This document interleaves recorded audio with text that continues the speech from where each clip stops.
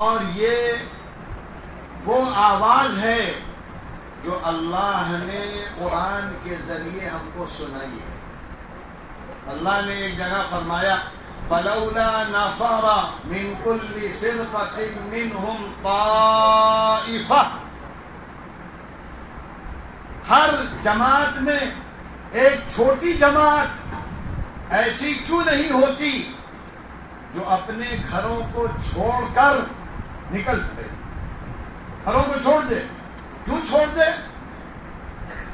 لِيَتَفَقَّهُوا فِي الدِّينِ، دین کی سمجھ بوجھ کے لیے، دین حاصل کرنے کے لیے گھر چھوڑ دو۔ یہ اللہ کہہ رہا ہے، خالق مالک رازق کہہ رہا ہے۔ اور گھر چھوڑو تو کیوں؟ اللہ کہتا ہے میری پارٹی کے ممبر بنو۔ دنیا میں ہر آدمی بڑی پارٹی کو پکڑتا ہے، اور یہاں بڑی پارٹی آپ کی حسینہ واجد، خالدہ ضیاء، یا اور بھی ہوں گی، لیکن دو مشہور ہیں ملکی اعتبار سے۔ دینی اعتبار سے کوئی ایسی بڑی جماعت ہے نہیں جس کا نام ہو اس سیاست کے میدان میں۔ باقی تبلیغ کا بہت بڑا کام ہے، لیکن کوئی ان کی پارٹی میں گیا تو بہت معزز ہو گیا، فلاں کی پارٹی میں گیا تو بہت معزز ہو گیا۔ تو اللہ کہتا ہے میری پارٹی کا کون رکن بنے گا؟ فَلَوْلَا نَفَرَ مِن كُلِّ فِرْقَةٍ مِّنْهُمْ طَائِفَةٌ، میرے طائفہ میں آ جاؤ، میری پارٹی کے رکن بنو۔ اور میری پارٹی کے رکن بننے کے لیے کیا چیز لازم ہے؟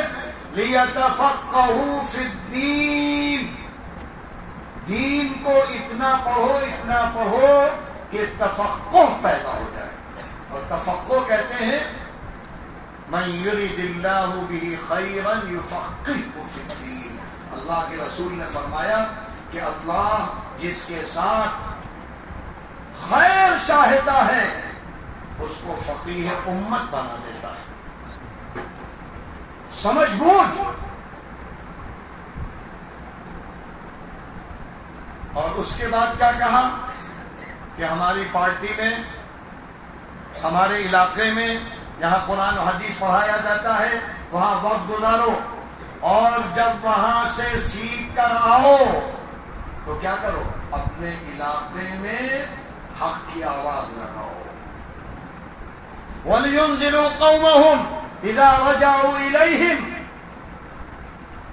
جب بھی پڑھ کے فارغ ہو اپنے علاقے کو قرآن والا بنا دو، ایمان والا بنا دو، نورانی بنا دو۔ لیکن ایسا نہیں ہو رہا۔ مدرسے میں آنے والوں سے پوچھو کیوں آئے ہو، پتہ نہیں، آ گئے۔ یا بہت سے ہیں ارے سند مل جائے گی، ڈگری مل جائے گی، کہیں ملازم ہو جائیں گے، یا باہر عربی سیکھ لیں گے تو کچھ پیسہ کمائیں گے۔ اتنا چھوٹا مقصد، اللہ کی پارٹی کا آدمی یہ سب نہیں کرتا ہے۔ اس لیے پڑھنے والوں کو اللہ کے لیے پڑھنا چاہیے، دین کے لیے پڑھنا چاہیے۔ قرآن و حدیث کو تھام کر دنیا میں سب سے پہلے علاقے میں ہوائیں چل جائیں، قرآن کی ہوا، حدیث کی ہوا، ایمان نظر آنے لگے بچے بچے میں، بچی بچی میں، بڑوں میں، چھوٹوں میں، گھروں میں، محلوں میں، اور پھر پھیل جاؤ اس دین کو لے کر۔ یہ اصل مقصد ہے۔ اور حدیث کے سلسلے میں، قرآن کے سلسلے میں دسیوں آیتیں ہیں، دسیوں چیزیں ہیں۔ سب سے بڑا مقام تو یہ ہے وَإِذْ قَالَ رَبُّكَ لِلْمَلَائِكَةِ إِنِّي جَاعِلٌ فِي الْأَرْضِ خَلِيفَةً، جو قرآن و حدیث کو تھام لیتا ہے زندگی میں وہ اللہ کا خلیفہ۔ اور نبی پاک صلی اللہ علیہ وسلم نے کیا فرمایا؟ ان العلماء ورثۃ الانبیاء، جو علم دین میں لگا ہے، حاصل کر رہا ہے اللہ کے لیے، وہ نبی کا وارث ہے، اللہ کا خلیفہ، نبی کا وارث، اس سے بڑھ کر روئے زمین پر کوئی نہیں ہو سکتا۔ لیکن اس سے مراد کون سے علماء ہیں؟ انما یخشی اللہ من عبادہ العلماء، وہ علماء حقانی جو راتوں میں روتے ہیں، تڑپتے ہیں، بلکتے ہیں، نامور، نام کے لیے، کرسی کے لیے، جھگڑوں کے لیے، مدرسوں کو بکھیرنے کے لیے جو کام کرے گا وہ اللہ کے نزدیک مفسد تو ہے، وہ عالم نہیں ہے۔ تو ہم نے قرآن و حدیث کو ایک مذاق بنا دیا ہے، یہ نہیں ہونا چاہیے۔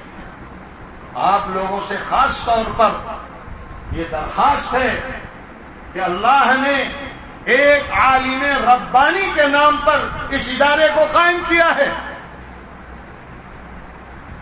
جن کی مثال آسانی سے نہیں ملتی۔ مولانا سید ابو الحسن علی حسنی ندوی، جن کو ساری دنیا نے اعلیٰ درجے کا بزرگ مانا ہے، حضرت مولانا الیاس صاحب بہت قدر کرتے تھے، شیخ الحدیث اپنے خاص دسترخوان پر بٹھاتے تھے، عالم عرب، عالم عجم ان کے تقوی کو، للہیت کو تسلیم کرتا ہے، کسی کا اختلاف نہیں، ویسا بننا ہے، ان کی صفات اختیار کرنی ہے، اور انہوں نے صحابہ سے لی تھی۔ اور یہ بھی یاد رکھیے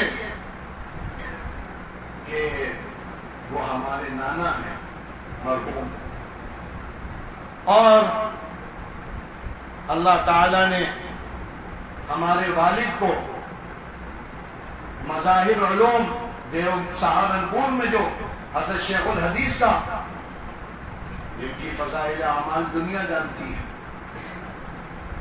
ان کے ادارے میں پڑھا تھا میرے والد صاحب نے، وہاں سے فارغ تھے، اور حضرت شیخ الحدیث مولانا زکریا صاحب کے اتنے چہیتے تھے کہ ڈبل خلافت دی تھی انہوں نے۔ اور ایک اور فضیلت جو ان کو حاصل ہوئی، حضرت مولانا الیاس صاحب نے مولانا علی میاں سے کہا کہ تم عربی اچھی جانتے ہو، اس تبلیغ کا کام عربوں میں جا کے کرو۔ تو حضرت مولانا نے ایک جماعت بنائی 6 افراد کی، اس میں ایک میرے والد محترم بھی تھے،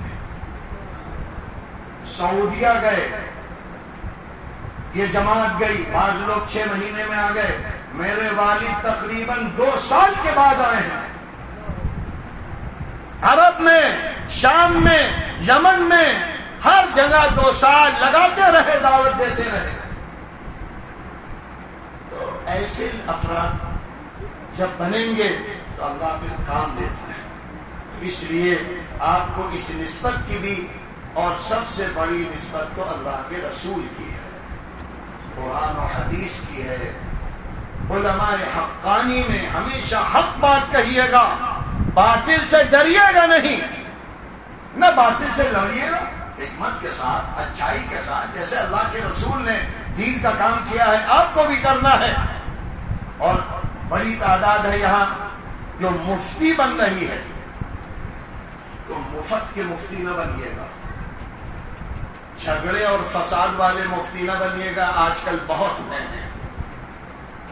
میڈیا میں، پتہ نہیں کس کس رنگ کے مفتی آ رہے ہیں، جن کا کام کیا ہے، گالم گلوچ، جنت کے ٹھیکیدار بن کے اترے ہیں، یہ کافر، یہ کافر، یہ کافر، یہ کافر، یہ جہنمی۔ تو صرف تمہارے لیے اللہ نے اتنی بڑی جنت بنا دی، کہاں کہاں گھومو گے مولوی ہو؟ یہ فتنہ ہے، آج مفتی بہت بڑا فتنہ ہے، مذاق بنا دیا دین کو۔ نبی پاک نے عبداللہ ابن ابی بڑے بڑے منافقین کو دل سے لگا کے رکھا. اور آج ہم دین کے کام کرنے والوں کو بھی فلاں جماعت کافر، فلاں جماعت، ذرا سا ہمارے مزاج کے خلاف ہوا کافر، مرتد، بددین. یہ دین کا مذاق ہے. دین اس لیے نہیں آیا تھا. اللہ نے اپنے رسول کو بہت سے نام بتلائے تھے. یہ منافق ہیں، یہ کافر ہیں. ان کو بھی آپ نے کافر کبھی نہیں کہا. تو کون سے امتی ہو تم؟ ہم لوگوں کو تو شرم آتی ہے، میڈیا پر سنتے ہیں اور لوگ عوام پریشان ہیں. مولانا کیا کریں؟ دیوبندی بنے، بریلوی بنے، ندوی بنے، اہل حدیث بنے، کیا بنے؟ سب ایک دوسرے کو کافر. سبھی کافر ہیں تو جنت کس کے لیے؟ شیطانوں کے لیے. کیا تفریح ہے، کیا مذاق ہے. اس لیے مدرسے والوں کو چاہیے کہ رشتہ مضبوط کرے قرآن و حدیث سے. آج عالم کا رشتہ دیگر کتابوں سے ہے، قرآن و حدیث سے نہیں. ہم لوگ جانتے ہیں ہمارا ندوہ ہزاروں طلبہ ہیں، روزانہ 700-800 طلبہ کو پڑھاتے ہیں. مقصد ہی نہیں ہے کچھ. پوچھو تو بار بار افسوس ہوتا ہے. کیا چاہیے؟ ڈگری چاہیے، سند چاہیے، پیسہ چاہیے. اور کتنے مفتی ہیں فتویٰ دیا، ان سے کہا ذرا قرآن و حدیث کی دلیل دو. مولانا معلوم نہیں، در مختار، رد مختار، فلاں مختار میں ہے. تو تمہارے لیے قرآن و حدیث اصل نہیں ہے. کون سے مفتی بنے ہو؟ جاہل. جس مفتی کو قرآن نہ آتا ہو، جس مفتی کو حدیث نہ یاد ہو، اس کو کبھی فتویٰ دینا نہیں چاہیے. راہ راست تعلق قائم کرو قرآن سے، احادیث سے.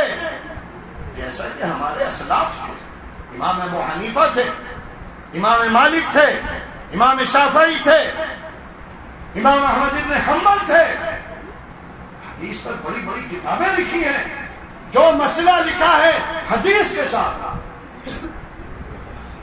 اس لیے ہمیں دین سیکھنا ہے، قرآن و حدیث سیکھنی ہے. اور اس محفل میں، اس مدرسے میں اپنی نسبت قرآن و حدیث کے ساتھ ساتھ مدرسے کا جو نام ہے اس کی نسبت اگر آپ نے پیدا کر لی تو اللہ آپ سے دنیا میں بھی راضی ہوگا اور انشاءاللہ آخرت میں آپ کو نجات بھی دے گی انشاءاللہ. اور کیونکہ یہ حدیث کی محفل ہے اور یہ ہمارے بچے، ان کے لیے ہماری جو سند ہے حدیث کی، ہم نے سیاہ ستہ الگ الگ اساتذہ سے پڑھی ہے. اور پھر حضرت مولانا سید ابو الحسن علی حسنی ندوی نے ندوے کی مسجد میں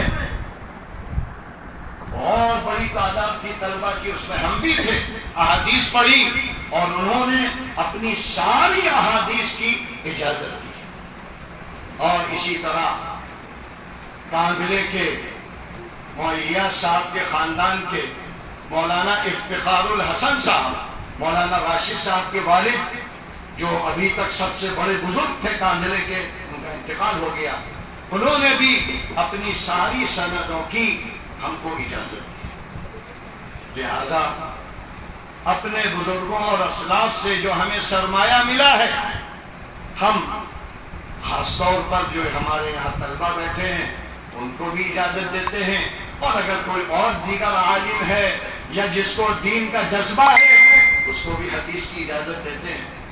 لیکن نسبت کی یاد رکھیے گا، لاج نسبت رسول اگر حقیقت میں مل جائے تو سمجھیے کہ کامیاب ہو گئے.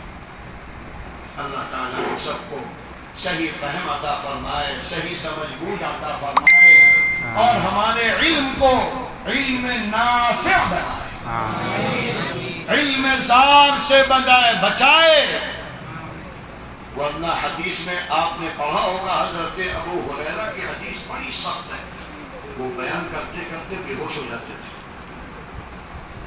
کہ سب سے پہلے جہنم میں الٹے منہ جس کو ڈالا جائے گا وہ حافظ قرآن ہوگا، ریاکاری دکھاوے کے لیے، عالم ہوگا جو ناموری کے لیے پڑھا ہوگا، عمل نہیں ہے، بڑی سخت سزا بھی ہے۔ جیسی ذمہ داری ہوتی ہے ویسے ہی پھر سزا بھی ہوتی ہے، انعام بڑا ہوگا تو سزا بھی بڑی ہوگی۔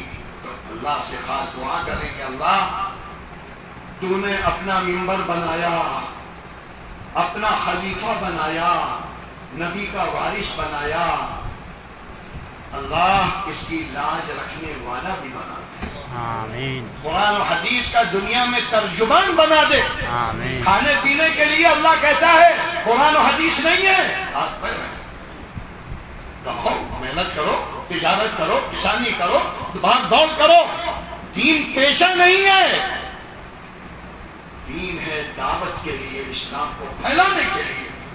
رزق کا وعدہ اللہ نے پیدا کرنے سے پہلے کر دیا ہے، اس لیے قرآن و حدیث کو بیچنا نہیں ہے، قرآن و حدیث کو دین کے لیے، اپنی زندگی، دوسروں کی زندگی اور اصلاح کے لیے، باقی تجارت کریے، کاروبار کریے امانت داری کے ساتھ، خیر کے ساتھ، تو وہ بھی دین بن جائے۔